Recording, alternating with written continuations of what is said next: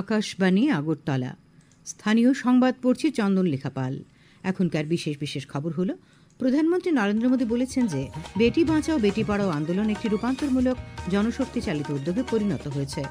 মুখ্যমন্ত্রী অধ্যাপক ডক্টর মানিক সাহা বলেছেন, স্বাস্থ্য, পর্যটন থেকে শুরু করে প্রতিটি ক্ষেত্রে ত্রিপুরা এখন দেশের অনুপ্রেরণা হিসেবে কাজ করে চলেছে।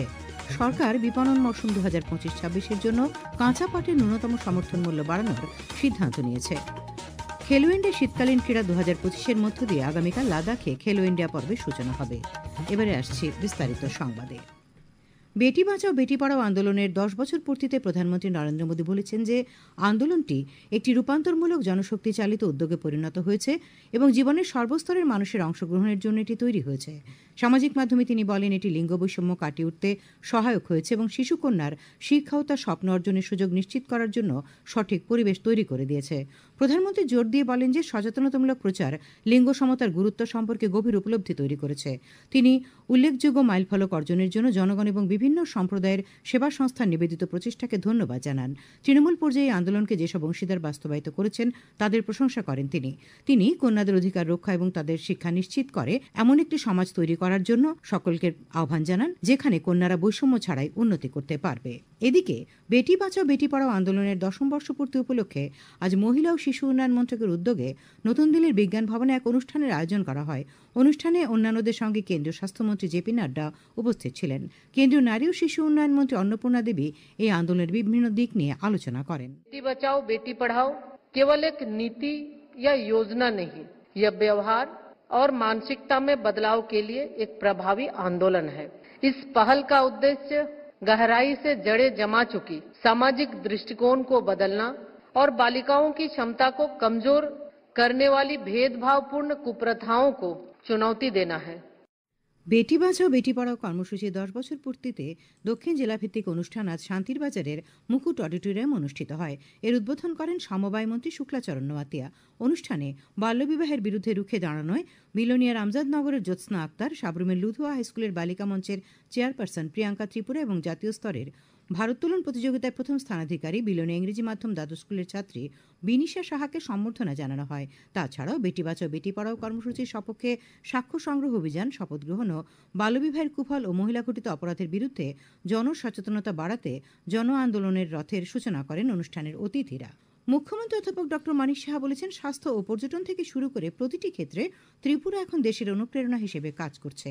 আজ কলকাতার ন্যাশনাল লাইব্রেরির ডক্টর শ্যামাপ্রসাদ মুখার্জি ভাষা ভবনে প্রধানমন্ত্রী নরেন্দ্র মোদীর ওপর লিখিত বই প্রকাশ অনুষ্ঠানে তিনি এই কথা বলেন। তিনি বলেন, প্রধানমন্ত্রী সবসময় বলেন যে উত্তর পূর্বাঞ্চলের উন্নতি না হলে দেশ অগ্রসর হবে না।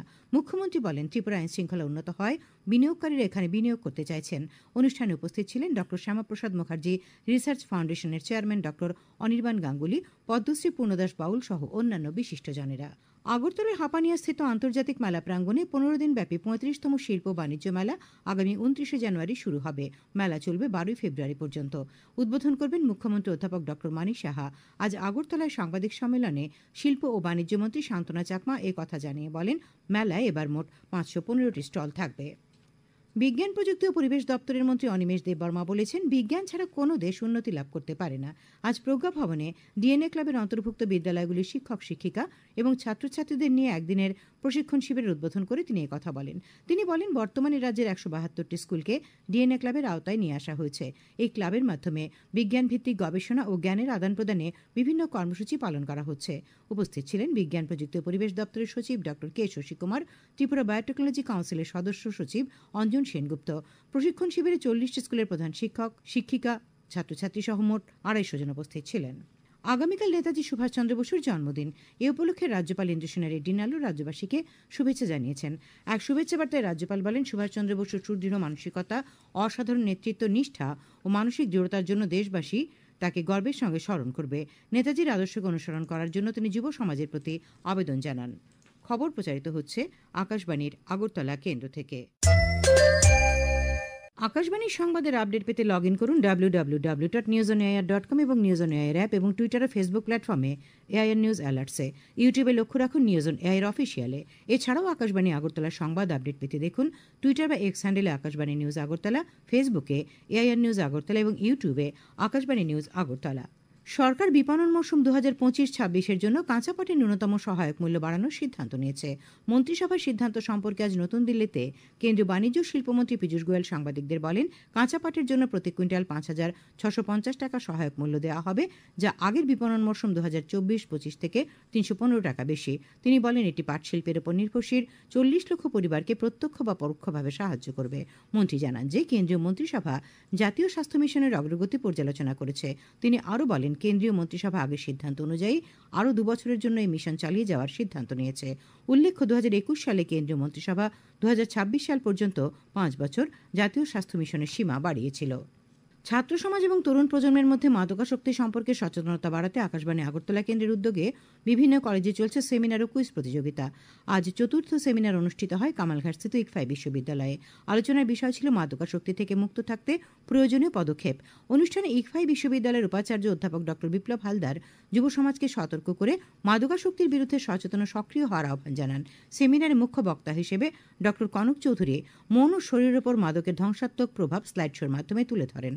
বক্তব্য রাখেন জাতীয় ফরেন্সিক সায়েন্সেস ইউনিভার্সিটি ত্রিপুরা ক্যাম্পাসের পরিচালক ড এইচ.কে প্রতিহারী, রেজিস্ট্রার ড এ রঙ্গনাথ, আকাশবাণী আগরতলার কার্যক্রম শাখার প্রধান জয়শ্রী দেববর্মা অনুষ্ঠানে বক্তব্য রাখেন।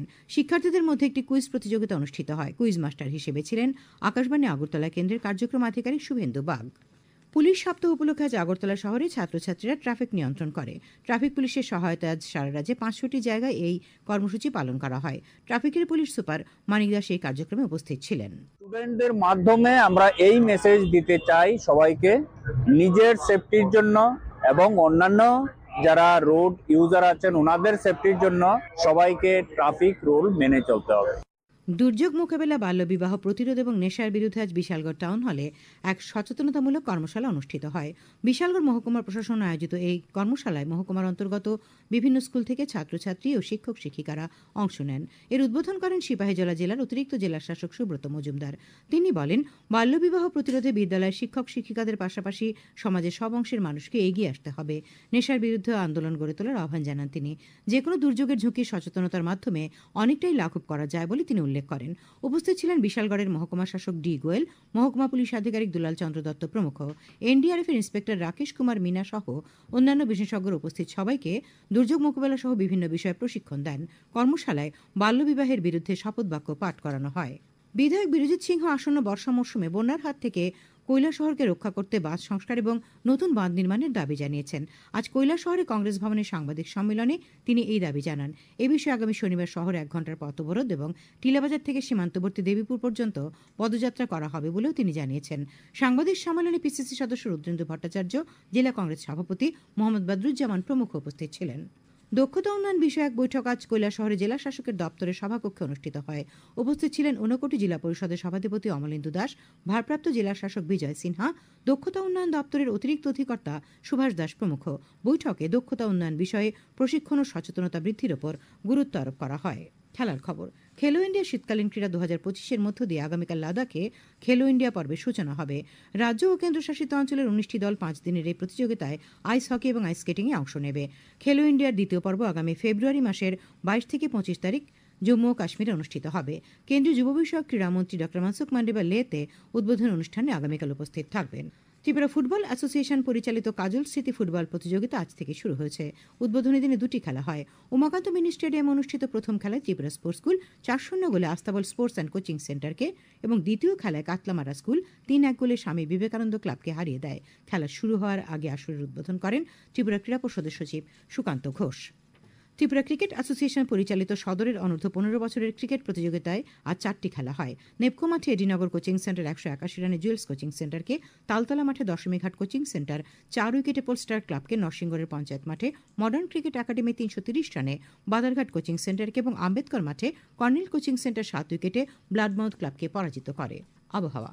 আগামীকাল আকাশ পরিষ্কার থাকবে, সকালে কুয়াশা পড়বে। আগামীকাল তাপমাত্রা সর্বোচ্চ 26 ডিগ্রি সেলসিয়াস এবং সর্বনিম্ন 13 ডিগ্রি সেলসিয়াসের কাছাকাছি থাকবে।